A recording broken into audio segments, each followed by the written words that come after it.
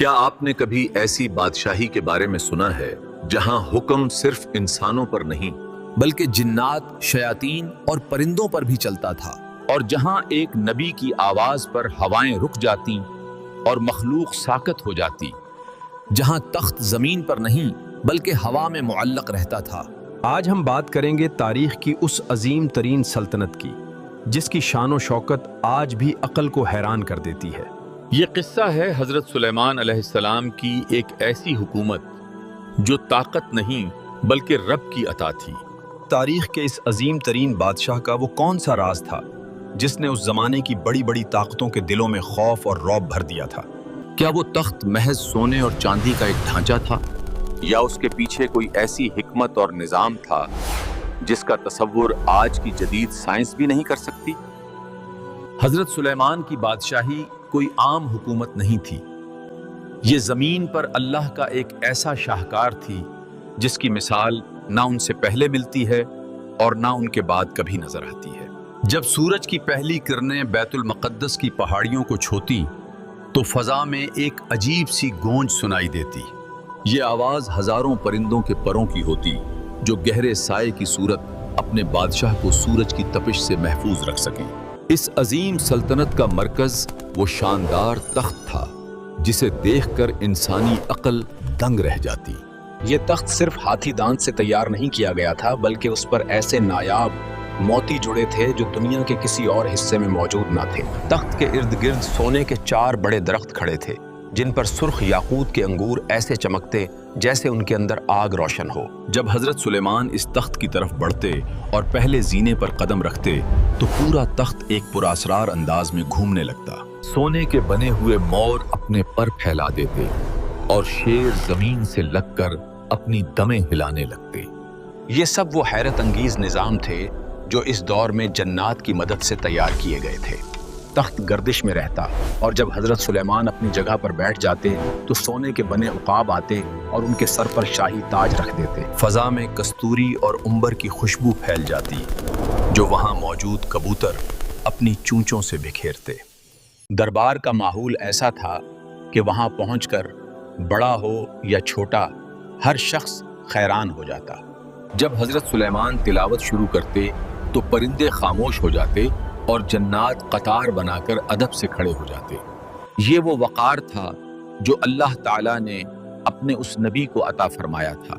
دوستو، یہاں ایک اہم اور دل کو چھو لینے والی بات یہ ہے کہ حضرت سلیمان علیہ السلام نے یہ عظیم بادشاہی کبھی غرور یا فخر کے لیے نہیں مانگی۔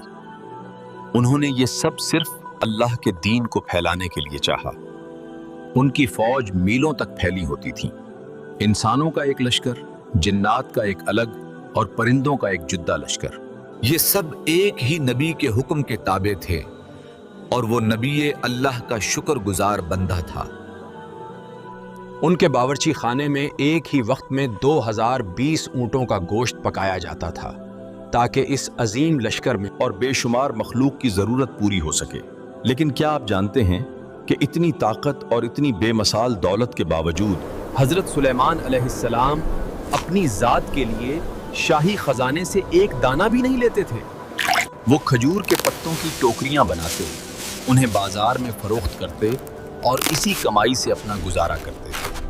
اللہ جسے جتنی نعمت دیتا ہے اسی قدر اسے آزماتا بھی ہے۔ حضرت سلیمان کو بھی ایک سخت امتحان سے گزارا گیا۔ کیا آپ جانتے ہیں وہ کون سی چیز تھی جس نے ایک لمحے میں پوری سلطنت کو خطرے میں ڈال دیا؟ وہ ایک انگوٹھی تھی جس کے کھو جانے سے ایک سرکش شیطان ان کا رعب دھار کر ان کے تخت پر بیٹھ گیا۔ آخر وہ شیطان کون تھا؟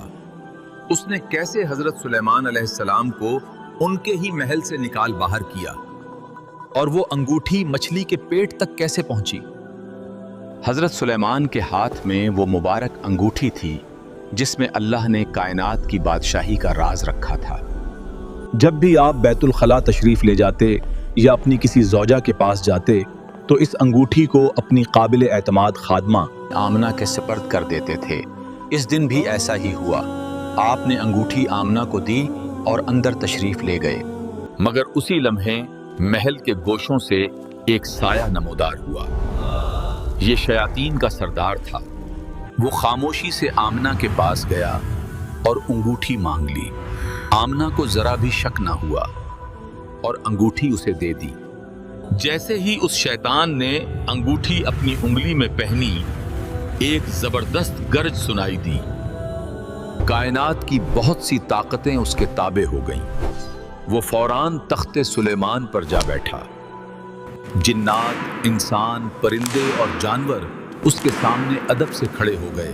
ادھر جب اصل حضرت سلیمان علیہ السلام باہر آئے اور اپنی انگوٹھی طلب کی تو آمنہ گھبرا گئی۔ اس نے حیرت سے کہا، سلیمان تو تخت پر بیٹھے ہیں، آپ کون ہیں جو ان کی صورت میں آئے ہو؟ حضرت سلیمان کے لیے یہ لمحہ صدمے کا تھا۔ وہ دربانوں کے پاس گئے لیکن کسی نے انہیں پہچاننے سے انکار کر دیا۔ وہ بادشاہ جو ہواؤں میں سفر کرتا تھا اب جلتی ریت پر ننگے پاؤں چلنے پر مجبور تھا۔ آپ وہاں سے نکل کر دریا کے کنارے پہنچے۔ جو کبھی سونے کے تخت پر بیٹھ کر دنیا کے فیصلے کرتا تھا اب مزدور کی طرح ماہی گیروں کے ساتھ کام کرنے لگا۔ سارا دن جال اٹھانا، مچھلیاں بازار پہنچانا اور اس کے بدلے میں صرف 2 مچھلیاں مزدوری میں ملنا اور انہی پر گزارا کرنا۔ یوں کرتے کرتے 40 دن گزر گئے۔ لیکن کیا آپ جانتے ہیں یہ آزمائش کیوں آئی؟ روایات کے مطابق آپ کے گھر میں ایک بیوی نے اپنے والد کا بت رکھ کر اس کی عبادت شروع کر دی تھی۔ اگرچہ حضرت سلیمان علیہ السلام اس بات سے لا علم تھے، لیکن اللہ نے اپنے نبی کو اس غفلت پر تنبیہ فرمائی۔ ادھر محل میں وہ شیطان اللہ کے قانون کے خلاف فیصلے کر رہا تھا۔ آہستہ آہستہ لوگوں کو شک ہونے لگا۔ آپ کی والدہ نے محسوس کیا کہ ان کا بیٹا پہلے جیسا نہیں رہا۔ یوں پورے بنی اسرائیل میں یہ یقین پھیل گیا کہ تخت پر بیٹھا شخص حضرت سلیمان نہیں بلکہ ایک فتنہ ہے۔ 40 دن پورے ہونے کو تھے۔ شیطان گھبرا گیا۔ اس نے انگوٹھی اتاری اور سمندر میں پھینک دی، یہ سمجھتے ہوئے کہ اب سلیمان کبھی واپس نہیں آ سکیں گے۔ لیکن وہ بھول گیا تھا کہ جو اللہ بادشاہی چھین سکتا ہے وہ سمندر کی گہرائیوں سے واپس بھی لا سکتا ہے۔ ایک دن دریا کے کنارے بیٹھے حضرت سلیمان ایک مچھلی کا پیٹ صاف کرنے لگے جو انہیں مزدوری میں ملی تھی۔ جیسے ہی مچھلی کا پیٹ کھولا ان کی انگلیاں کسی سخت چیز سے ٹکرا گئیں۔ جب وہ چیز باہر نکالی تو وہ منظر دیکھ کر حیران رہ گئے۔ وہی انگوٹھی جس پر اسم اعظم نقش تھا۔ جیسے ہی آپ نے انگوٹھی پہنی کائنات میں لرزش دوڑ گئی۔ پرندے آسمان سے اتر آئے، ہوائیں نرم ہو گئیں اور جنات سمجھ گئے کہ اصل بادشاہ واپس آ چکا ہے۔ آپ شہر کی طرف روانہ ہوئے، لوگ خوشی سے جمع ہو گئے، ظلم کا دور ختم ہو گیا، شیطان کا جادو ٹوٹ چکا تھا۔ سلیمان علیہ السلام نے اسے اور اس کے لشکر کو ایسی سزا دی جو قیامت تک مثال بن گئی۔ انہیں سمندروں اور پتھروں میں قید کر دیا گیا جہاں وہ آج بھی عذاب میں ہیں۔ یہ حضرت سلیمان کے قصے کا حصہ اول تھا۔ کامنٹس میں ضرور بتائیں کہ اس قصے سے آپ کو کیا سبق ملا۔ اگر یہ واقعہ آپ کو پسند آیا ہو تو چینل سے جڑے رہیے، اس کا دوسرا حصہ بہت جلد پیش کیا جائے گا۔ اللہ حافظ۔